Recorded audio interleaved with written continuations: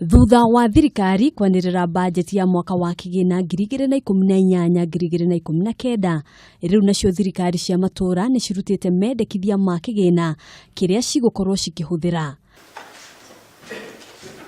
Kaunti ya Nyeri ikiendekithia bajeti ya muigana wa ciringi birioni mugwanja.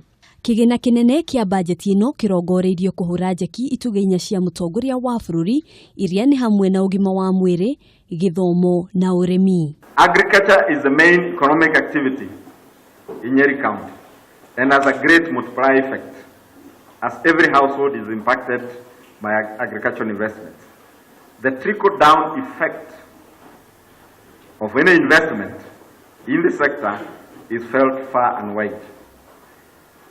Mr. Speaker, in line with this, the government will continue to provide free fruit seedlings for income generation, nutrition, and environmental conservation, to mention but a few.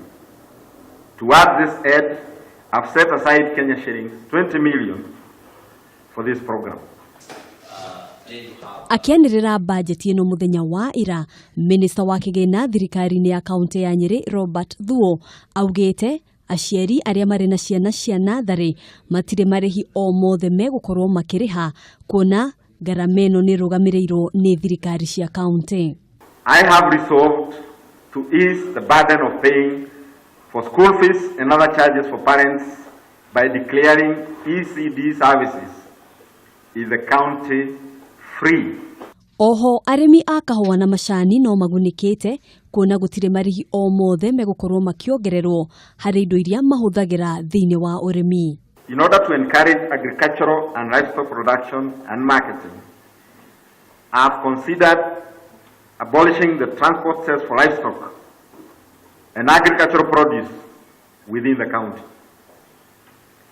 I have also scrapped all cess to coffee and tea as an incentive to farmers as to embolden them to produce more, which will eventually impact positively on the county economy. Ona kuhana roguo Thuo ni ugite ni mekugathika mitaratara mihiu ya kungania magoti. Handu-ini ha Kameme TV, jitagwo Gina wa Wadurwa.